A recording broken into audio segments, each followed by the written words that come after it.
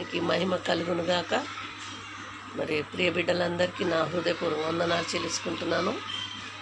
మరి ఈరోజు మరి ఆగస్టు నెల 22వ తారీఖు మరి ఆది కాండము 1వ అధ్యాయము 2వ వచనం కాంచి చెప్తున్నానండి. మరి దేవుడు మనల్ని ఎలా చేశాడో ఉన్నది అవన్నీ మనకు చాలా అవసరం అన్నమాట. మనం యేసు ప్రభువుని నమ్ముకున్న వాళ్ళం మనం సువార్త చెప్పాలంటే మన దగ్గర ఆధారాలు ఉండాలి. ఆధారాలు మనల్ని బైబిల్ చెప్తుంది. మరి దేవుడు నరులను ఎందుకు చేశాడు, ఫస్ట్ ఏం చేశాడు అవన్నీ ఆది కాండంలో ఉన్నది. దేవుడు మానవులను ఎందుకు చేశాడు, మరి ఎవరైనా మనల్ని అడిగితే ఎలా చెప్పాలి?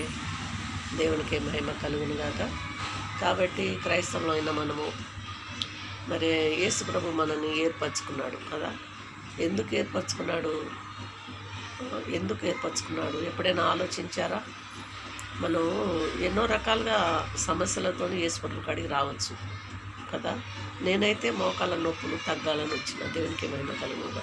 ఎప్పుడు వచ్చినా ఈ లోకంలో అలసిపోయి ఎన్నో దేవుళ్ళు ఎన్నో దేవతలను మొక్కిన, ఎన్నెన్నో పండుగలు చేసిన అలసిపోయినా, కానీ నాకు సమాధానం లేదు, నాకు నెమ్మది లేదు, నాకు అసలు ఏమీ లేదనమాట. నిజం చెప్పాలంటే నాకు అసలు ఆరోగ్యం బాగాలేదు. మెయిన్ ఆరోగ్యం బాగాలేదు. నేను మిషన్ కుడతానమాట. నేను ఎంతోమందికి మిషన్ నేర్పించిన. నాకు వేరే వాళ్ళ గురించి ఆలోచించకుండా కూర్చునేది నాకు అలవాటు లేదు. నాకు ఆ దేవుడు పెట్టలేదు. దేవునికి మహిమ కలుగుగాక. నా మనసు ఎట్లుంటుందంటే నా పిల్లలు నేను పోషించుకోవాలి, నా పిల్లలు నా కుటుంబం. అది యేసు ప్రభు బైబిల్ అది స్వార్థం అంటుంది, కానీ బయట లోకంలో లేదు అది స్వార్థం అని. ఎవరి కుటుంబాలను వాళ్ళు పోషించుకోవాలి, ఎవరి పిల్లలను వాళ్ళు చూసుకోవాలి అన్నమాట.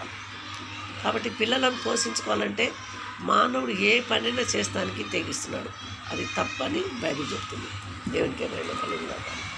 మానవుడు ఏ పనైనా చేసి మరి కుటుంబాన్ని పోషించాలని లోకం అంటుంది, కానీ బైబిల్ ఏమంటుంది? నీతిగా నిజాయితీగా యథార్థంగా బ్రతకాలి. అవునంటే అవును, కాదంటే కాదని ఉండాలని.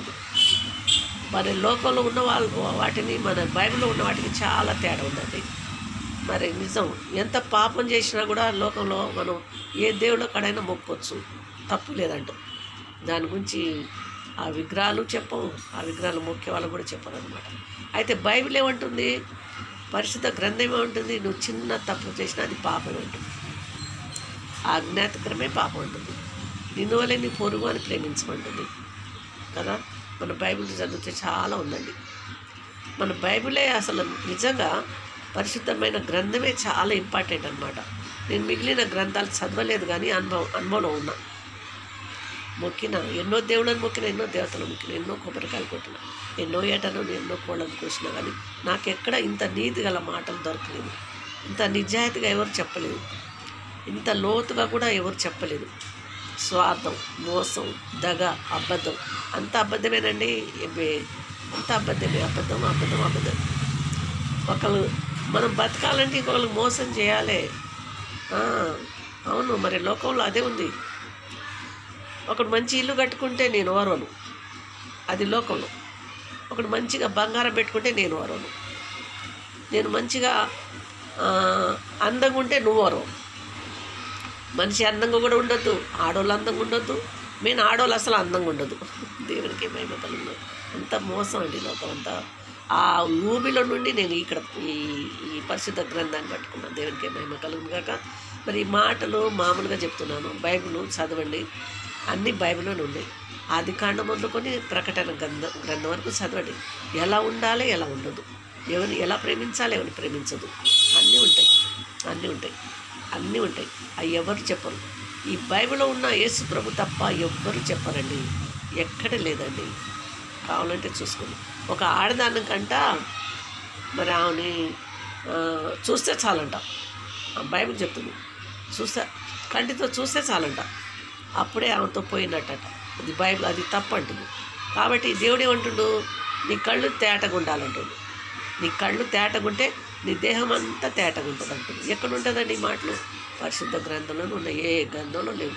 కాబట్టి కొన్ని మాటలు మీకు చెప్తున్నాను.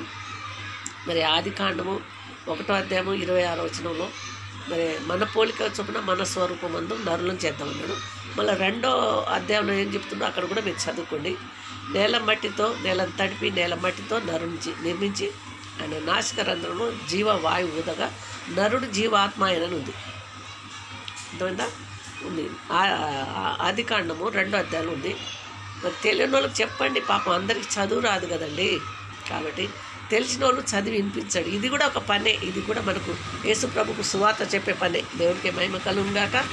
మరి నేను చెప్పేది ఏంటంటే ఎక్కువ చెప్పను, కొంచెం చెప్తాను. యేసు ప్రభు రాబోతున్నాడు. మరి చనిపోయినాకనే అసలైన జీవితం ఉండి నరకం ఉంటుంది, పరలోకం ఉంటుంది.